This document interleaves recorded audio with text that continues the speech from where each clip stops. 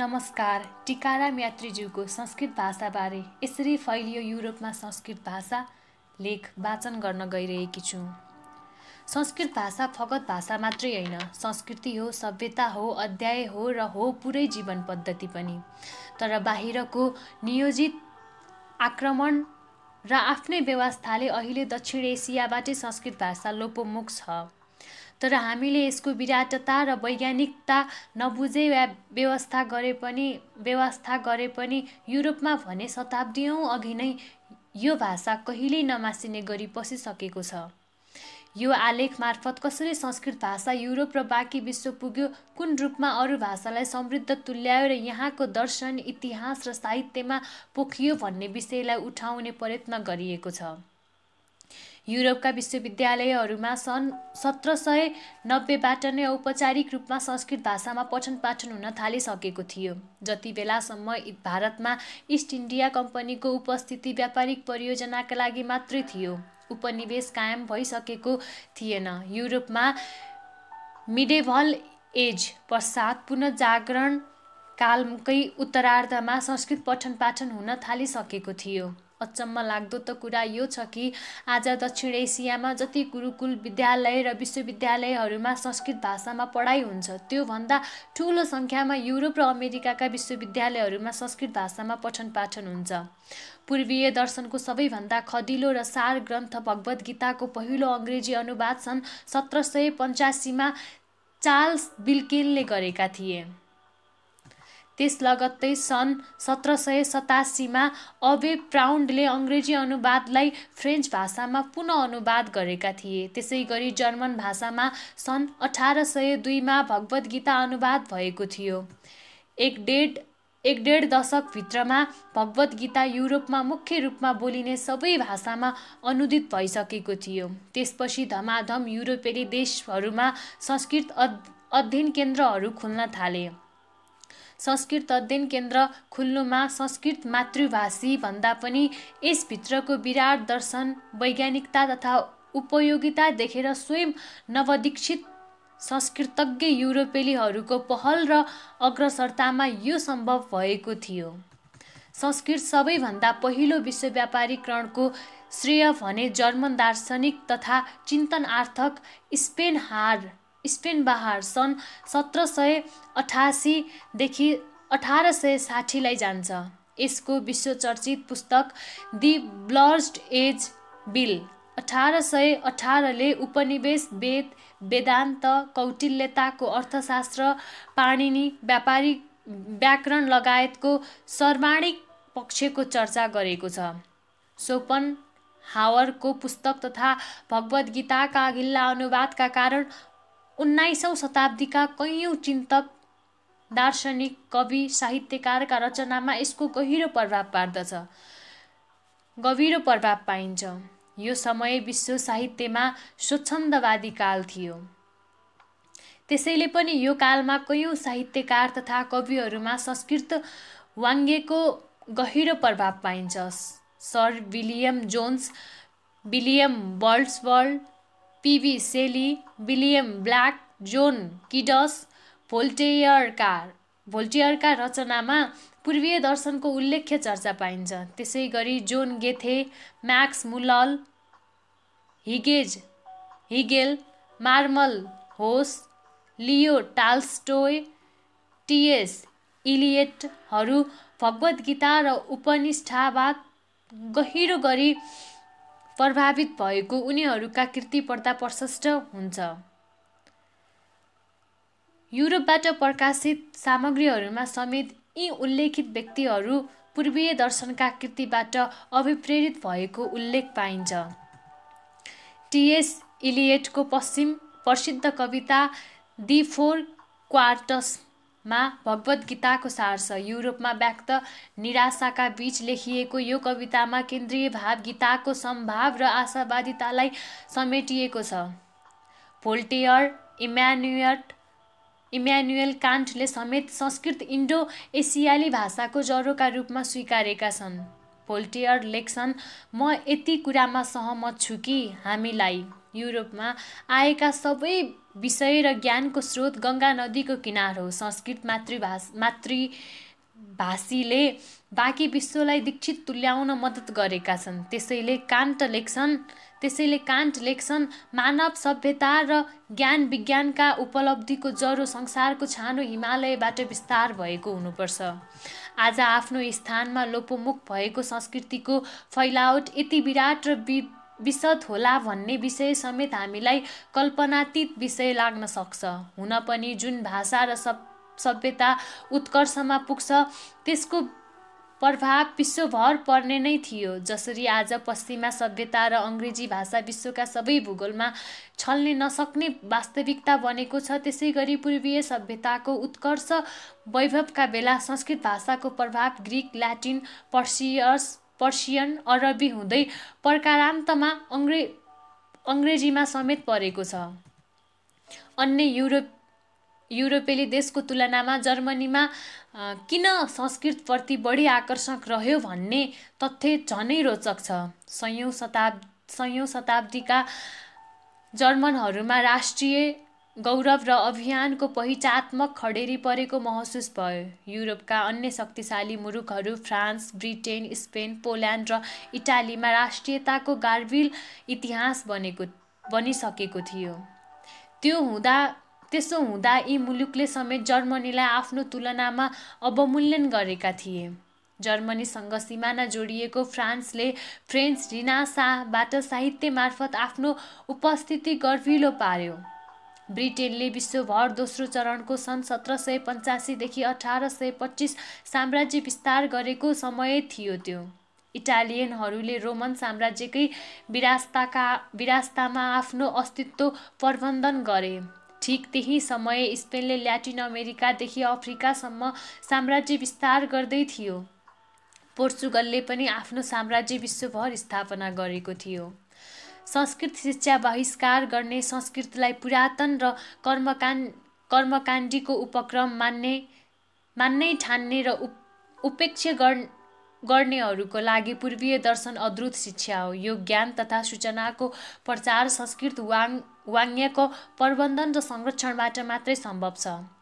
त्यसैले जर्मनीलाई आफ्नो पहिचान र जागरणको लागि कुनै न कुनै धरोहर आवश्यक थियो। राष्ट्रिय पहिचान र गौरवको खोजले जर्मन चिन्तक तथा भाषाविदहरूलाई आफू आए भएको मात्रै होइन, त्यसको ऐतिहासिक सम्बन्ध संस्कृत भाषासँग देखे। उनीहरू अझ विशद रूपमा संस्कृत भाषामा लेखिएको वेद, वेदान्त, उपनिवेश, भागवत गीताको पोथाक केलाउँदै गए। भगवान गीता सन् 1802 जर्मन भाषामा अनुवाद भएकै थियो। त्यतिले नपुगेर मूल भाषामै डुबुल्की लगाउन सन् 1812 भाषाशास्त्री फ्रेज बस संस्कृत सिक्न पेरिस र पछि भारत आए। कालान्तरमा सन् 1840 म्याक्स मुलरले दि आरेजिनम पुस्तक मार्फत आफूहरू र गङ्गा नदीको तटबाट बस्नेहरूबीच सांस्कृतिक र भाषिक इतिहासमा फरक नरहेको निष्कर्ष निकाले। आज त जर्मनी संस्कृत भाषामा लेखिएको मूल ग्रन्थहरूको सङ्ग्रहालय मात्रै नभई आफूलाई आर्यनका रूपमा ब्यान्डिङ समेत गरिसकेका छन्। राजीव मल्होत्राको पुस्तक ब्रेकिङ इन्डियाका अनुसार हिटलरले भारतमै आएर प्रभावित भई स्वस्तिक चिन्ह जर्मनको आत्मगौरव र राष्ट्रिय प्रतीक चिन्ह बनाएका थिए। थाइल्यान्ड, कम्बोडिया, लाओस, मलेसिया, इन्डोनेसियामा संस्कृतको प्रत्यक्ष प्रभाव रहेको छ। कयौं शब्द तत्सम नै तथा तद्भव भएर यी देशमा बोलिने भाषामा समाहित भएका छन्। त्यसबाहेक युरोपका प्राचीन भाषाहरू Greek, Latin, German, French, Japanese, Chinese, Korean, Mongolian, Kazakhstan, उज्बेकिस्तानमा समेत संस्कृत भाषाको प्रशस्त प्रभाव देख्न सकिन्छ। आज पनि बेङ्कस्थित अन्तर्राष्ट्रिय विमानस्थलको नाम सुवर्ण भूमि छ। सुनको भूमि प्रतिबिम्बित हुने संस्कृत नाम मात्रै होइन, यो विमानस्थल अवतरण गर्नेहरू रोमाञ्चित हुनेछन् जति बेला यसका सबै भित्ताहरूमा महाभारतकालीन आकृति सुनौलो रङमा कुदेको देखेछन्। अमेरिकी इतिहासकार बिल डुरेन्ट सन् 1885 देखि 1981 जसले विश्व इतिहास र दर्शनबारे विशक्त अध्ययन गरेका थिए। उनी ठोकुवा गर्छन् संस्कृत इन्डो युरोपियन भाषाहरूको जननी हो। संस्कृत शब्द अङ्ग्रेजी कसरी बन्यो? आज पश्चिमले सूचना प्रविधिमा गरेको अभूतपूर्व विकासले बाँकी विश्व त्यत्तिकै अनुसरण गर्न बाध्य छ। अङ्ग्रेजी ओरिजिन शब्द हुँदाहुँदै computer, monitor, processor, internet, email, hardware, software, television, radio, mobile, hello जस्ता शब्द अरू भाषाभाषीको समेत शब्द बनेको छ। यी आविष्कार र विकासलाई जसरी बाँकी विश्वले सहजै अङ्गीकार गरेको छ, यी नामलाई पनि जस्ताको त्यस्तै स्वीकार गरेको छ। हो, त्यसैले संस्कृत भाषा र सभ्यता उत्कर्षमा रहेका बेला यताबाट अरू भाषामा कुन शब्द कसरी गए भन्ने विषयमा समेत संक्षिप्त चर्चा उपयुक्त होला। संस्कृतबाट सिधै अङ्ग्रेजमा गएका कर्मा, अवतार, मन्त्र, गुरु, चित्ता, पण्डित, निर्वाण्य, योगा, लाख जस्ता शब्द बाहेक अपभ्रंश भएर सयौं शब्द ग्रहण गरेर अङ्ग्रेजी भाषा समृद्ध बनेको छ। त्यसका केही उल्लेख्य उदाहरण हेरौँ। संस्कृतको प्रतिशत ल्याटिनमा पर्सेन्टमा हुँदै अङ्ग्रेजीमा पर्सेन्ट बन्न पुग्यो। संस्कृतबाट गौ ग्रिकमा कौ हुँदै अङ्ग्रेजीमा काउ बन्यो। संस्कृतको माता ल्याटिनमा मातर हुँदै अङ्ग्रेजीमा मदर शब्द बन्न पुग्यो। त्यसै गरी संस्कृतको नस ल्याटिनमा नासुस हुँदै अङ्ग्रेजीमा नोज बन्यो। संस्कृतको नाम ल्याटिनमा नोमेन हुँदै अङ्ग्रेजीमा नेम बन्न पुग्यो। संस्कृतको बारबरा ल्याटिनमा बार्बरिया हुँदै अङ्ग्रेजीमा बार्बरियन हुन पुग्यो। संस्कृतको म ल्याटिनमा मी हुँदै अङ्ग्रेजीमा पनि मी नै रह्यो। त्यसै गरी संस्कृतको भ्राता ग्रिकमा पर्तर हुँदै अङ्ग्रेजीमा ब्रदर बनेको छ। संस्कृतको घाँस जर्मनमा ग्रासा हुँदै अङ्ग्रेजीमा ग्रास बनेको छ। त्यसै गरी संस्कृतको सम प्रोटो जर्मनमा समझ हुँदै अङ्ग्रेजीमा सेम बनेको छ। संस्कृतको मिथक ग्रिकमा मिथस हुँदै अङ्ग्रेजीमा मिथ बनेको छ। त्यसै गरी संस्कृतको अणु सोझै अङ्ग्रेजीमा एटम बनेको छ। यी त केही उदाहरण मात्रै हुन्। संस्कृति भाषा समृद्ध भएका बेला कस्ता कस्ता शब्द कुन भाषा हुँदै अङ्ग्रेजीमा पुगेका रहेछन् भन्ने यो सानो आलेखमा सबै उपलब्ध विवरण राख्न सम्भव नभएकाले यी केही मात्रै लिपिबद्ध गरिएका हुन्। वैज्ञानिकहरूमा संस्कृतको प्रभाव दार्शनिक, कवि, चिन्तकमा मात्रै होइन, वैज्ञानिकहरूमा समेत उल्लेख्य मात्रामा परेको थियो। अल्बर्ट आइन्स्टाइन, निल बोहर, हाइजनबर्ग, रोबर्ट ओपेनहेमरहरूले गीता र उपनिषदको सहयोगमा सबएटमिक कणको व्याख्या गर्न सहज भएको थियो। अथवा यसरी भनौँ, सूक्ष्म कणको व्याख्याको लागि यी ग्रन्थभन्दा उपयुक्त अस्त्र उनीहरूलाई उपलब्ध थिएन।